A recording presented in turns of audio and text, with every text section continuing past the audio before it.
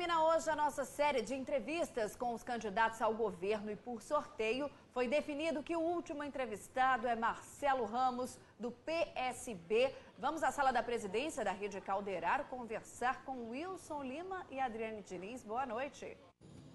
Boa noite, Nerissa Neves. O nosso convidado tem 40 anos de idade, é advogado e membro do Partido Socialista Brasileiro. Como parlamentar, já foi vereador de Manaus, é deputado estadual e conhecido por uma postura de oposição ao governo. Marcelo Ramos, boa noite. Boa noite, Wilson. Boa noite, Adriane. E, acima de tudo, boa noite a todos os telespectadores que têm mais uma chance de forma cidadã, ouvir as nossas propostas e tomar a sua decisão pela mudança no futuro da política do Amazonas. Assim como nas outras entrevistas, nós vamos ter 15 minutos e vale lembrar que não é permitido proferir ofensas contra candidatos ou partidos adversários. Candidato, nesse primeiro momento nós temos 5 minutos para o senhor responder o seguinte: qual o grande desafio do próximo governador?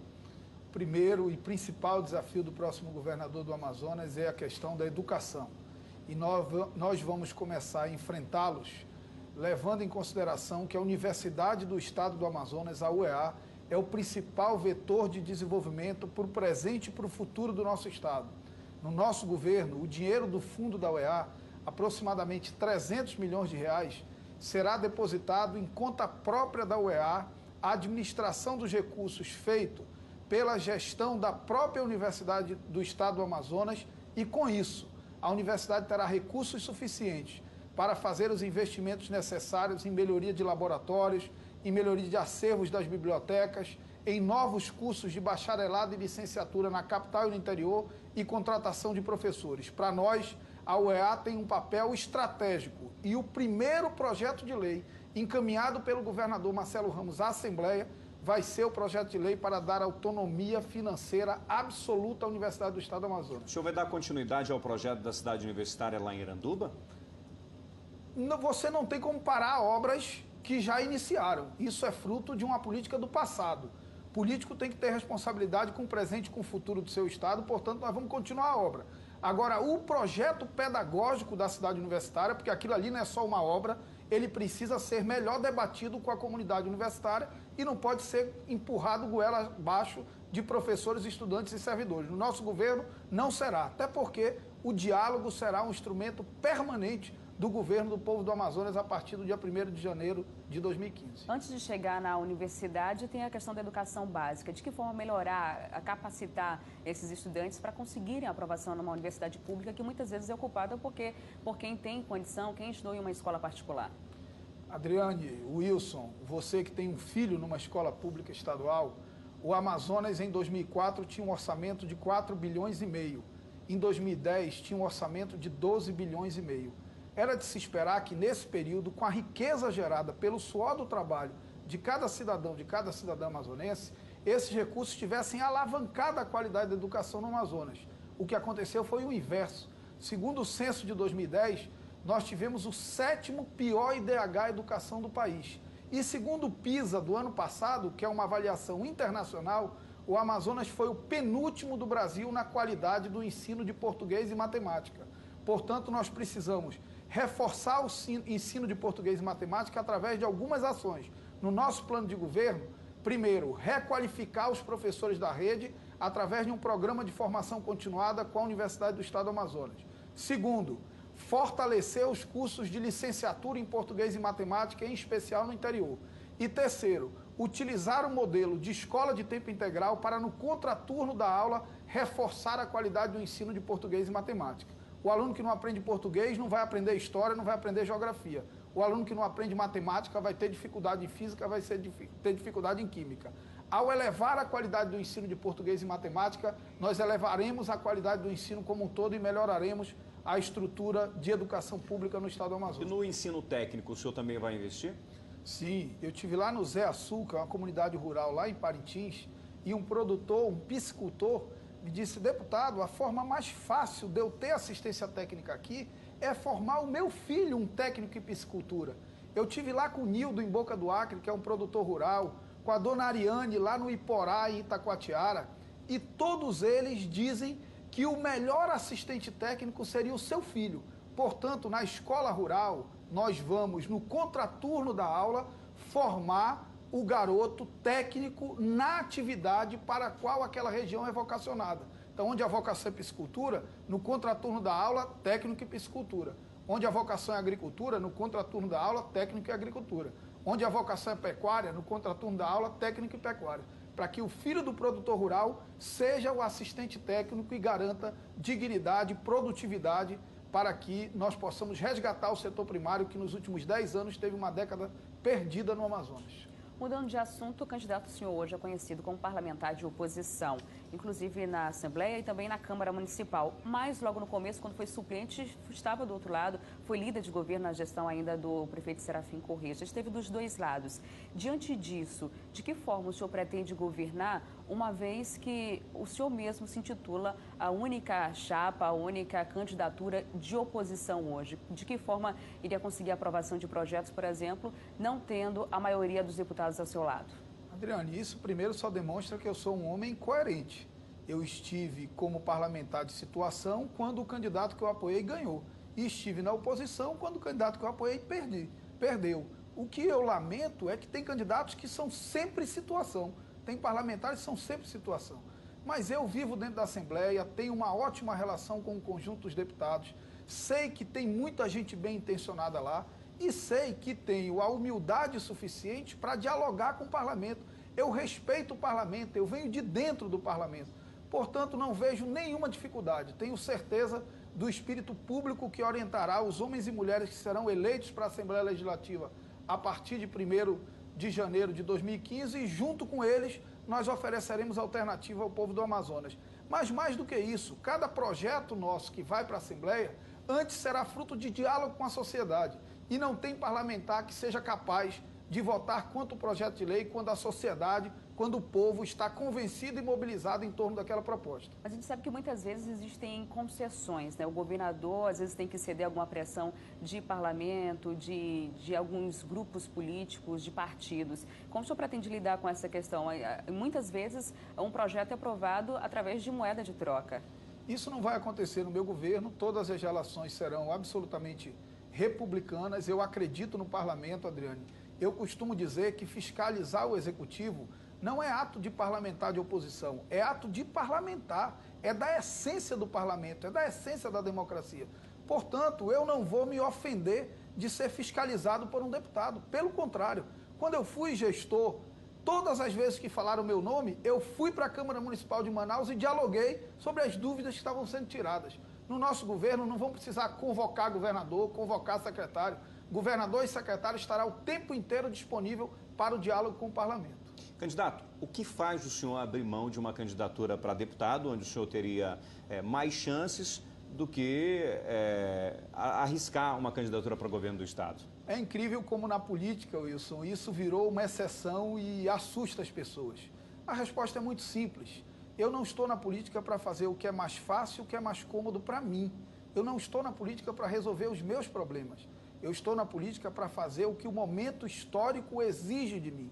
E o momento histórico exigiu de mim oferecer uma alternativa real de mudança contra o grupo que governa o Amazonas há 30 anos, que a cada eleição simula uma briga, divide o povo e depois eles se unem e o povo está dividido. Prefeitos estão perseguidos, empresários estão perseguidos e eles estão sempre juntos. Ninguém nunca teve coragem de sair da sua zona de conforto para enfrentar essas máquinas poderosas.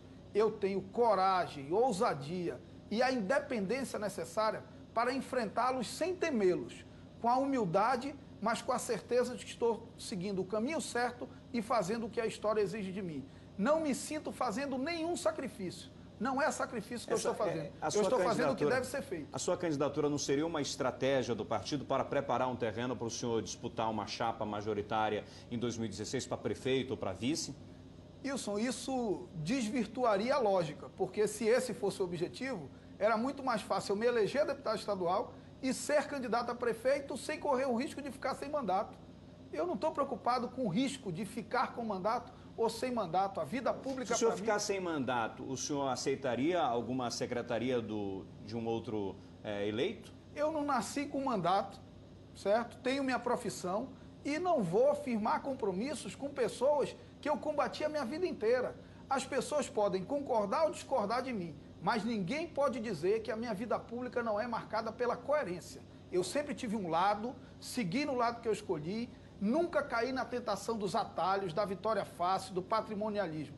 Sempre escolhi seguir no meu caminho. É mais difícil, é mais duro, são mais obstáculos, mas é mais honroso. Por isso eu tenho tanta convicção do que estou fazendo. Nós vamos agora no estúdio do A Crítica na TV com a Nerissa Neves, que tem perguntas para o senhor. Oi, Nerissa.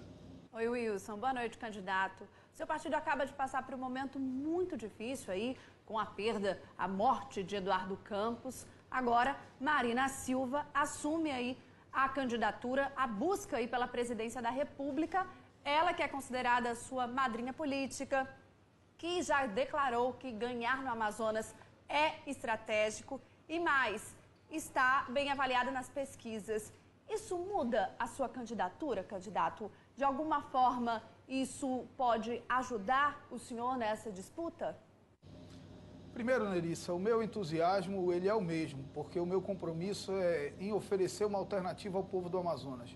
Mesmo com todas as dificuldades anteriores, eu me mantia firme e convicto do que eu estava fazendo. A perda do nosso companheiro Eduardo Campos foi uma perda muito grande para o nosso partido, para mim pessoalmente, pelo carinho pessoal que tinha por ele, mas homens que morrem lutando têm que ser homenageados com luta. É óbvio que, do ponto de vista eleitoral, o fortalecimento da Marina no Amazonas e no Brasil dá musculatura à nossa candidatura em Manaus. Mas, acima de tudo, o que nós queremos fazer não é uma vitória de pesquisa, não é uma vitória por determinação da nossa candidata a presidente. Nós vamos construir essa vitória no mesmo patamar do povo, andando na rua, olhando nos olhos das pessoas, conversando com cada cidadão, com cada cidadã que rega o chão desse estado com o suor do seu rosto e que não vê essa riqueza toda que aumentou em 10 bilhões o orçamento do estado nos últimos 10 anos, entrar pela porta da sua casa. Nós ousamos oferecer propostas novas para um estado novo, um governo do século XXI para uma sociedade do século XXI. Portanto, claro que o apoio da Marina nos ajuda, nos entusiasma, mas a nossa vitória será conquistada na rua, com esforço, no chão, caminhando, olhando nos olhos das pessoas, discutindo com elas o problema do dia a dia delas e, acima de tudo, oferecendo alternativas reais de mudança da vida de cada cidadão, de cada cidadã amazonense. Mas, candidato, eu gostaria de saber efetivamente como vai ser a participação de Marina Silva na sua candidatura. Não, a Marina tem todo o entusiasmo pela minha candidatura, já demonstrou isso quando veio na convenção. No sábado, após a tragédia, ela estaria em Manaus numa agenda comigo. Então, a Marina entende que o Amazonas é prioridade pelo valor simbólico e também porque eu consigo representar o que é a identidade programática entre o PSB e a rede. Foi o único lugar do país em que o projeto se consolidou como ela imaginou. Então, isso nos anima, mas a nossa vitória será na rua, não por decisão de ninguém que venha disputar a eleição presidencial. Candidato, a população também tem perguntas para o senhor. Vamos ver a primeira. Eu queria saber do candidato como ficaria a situação dos aterros sanitários dos municípios do interior, pois só Manaus conseguiu se regularizar segundo as normas do governo federal. 2 minutos. Eu, como deputado, apresentei um projeto de lei emendando a Lei 2826, que trata do FTI, que é o Fundo de Turismo e Desenvolvimento e Infraestrutura do Interior do Estado, para que parcela do fundo, 5% do fundo, fosse obrigatoriamente aplicado em aterros sanitários. Fiz isso ano retrasado, já sabendo que a legislação da Política Nacional de Resíduos Sólidos estabelecia o marco de agosto para que todos os municípios transformassem os seus lixões em aterros sanitários. Portanto, no nosso governo, nós vamos pegar o FTI, que arrecadou 700 milhões de reais no ano passado e que no atual governo foi usado para pagar milhões em diárias de servidores, e vamos usar parte desse recurso para transformar os lixões em aterros sanitários no interior do estado. Mas também não adianta só construir o aterro sanitário.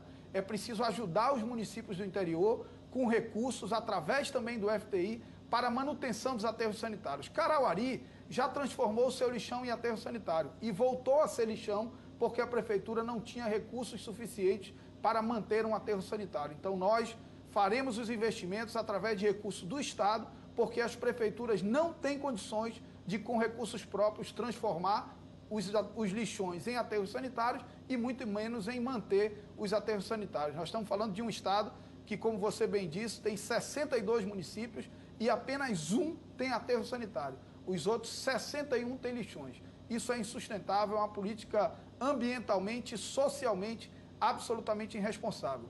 Vamos valorizar também associações de catadores para diminuir a quantidade de lixo que chega nos aterros sanitários e para que o lixo que possa ser reciclado vire renda, vire emprego para as pessoas na cidade de Manaus e no estado do Amazonas como um todo. É muito triste ver um aterro sanitário como o de Tabatinga, como o de Tapauá, que são lixões próximos de cursos d'água que causam muito prejuízo para os interesses do povo desses municípios. Eu tenho mais uma pergunta de telespectador, vamos ouvi-la. Se fora a Copa do Mundo, eles vão fazer, em relação ao turismo, alguma melhoria? Ou se parou por aí, só pela questão de ganhar votos, ou se eles realmente se preocupam com a cidade e vão melhorar alguma coisa? Primeiro, é muito bacana a gente ver jovens como essa jovem que pergunta, preocupado com o futuro do estado do Amazonas. É para você que eu quero falar, é com você que eu quero conversar, porque eu sou um jovem de 40 anos que acredito no nosso estado e quero, junto com você, construir um futuro diferente para todos. A Copa do Mundo, ela foi a confirmação dos equívocos e da falência da política de turismo promovida pelo atual governo do estado do Amazonas. O Festival de Parintins, logo após a Copa do Mundo, emendado com a Copa do Mundo, foi o com menor público da história. O Amazonas não foi capaz, o governo Amazonas Tour, de linkar o evento Copa do Mundo com a festa folclórica mais importante do estado do Amazonas, que é o Festival Folclórico, o que demonstra o descuido com o potencial que o Amazonas, com o potencial turístico que o Amazonas tem. Portanto, nós vamos fazer um levantamento das vocações de cada região. Por exemplo, lá em Novo Aripuanã, ali na frente de Novo Aripuanã tem um dos encontros das águas, um dos locais mais bonitos que eu já vi na minha vida, cheio de potencialidades. O governo precisa divulgar isso para o mundo, precisa criar mecanismo para que as pessoas cheguem a Novo Aripuanã. Nós precisamos resolver a situação de aeródromos e vamos resolver em parceria com o governo federal, porque você não tem onde pousar, pelo menos onde pousar legalmente no interior do estado do Amazonas, e nós apresentamos uma proposta, fruto de diálogo com gente que pensa o turismo no Amazonas, que é uma proposta inovadora, que é a criação aqui no Amazonas do maior aquário de água doce no mundo. Um aquário que possa servir como instrumento de pesquisa para o desenvolvimento da piscicultura na nossa região e, ao mesmo tempo, sirva como uma atração turística. Eu não posso sair de Manaus para ir ver um pirarucu em aquário lá em Valência ou lá em Lisboa, nos aquários que existem mundo afora. Nós faremos o aquário amazônico e isso será importante para a ciência e para o turismo aqui na nossa região. Candidato, nós agradecemos aqui por suas respostas e desejamos uma boa sorte na campanha. Eu é que agradeço, quero reafirmar o meu compromisso com o povo do estado do Amazonas, minha coragem de enfrentar o desafio de oferecer uma alternativa de mudança e pedir a você que avalie as nossas propostas. Nós vamos falar de coisas que vão mudar a tua vida e pedir o teu voto no Marcelo Ramos 40.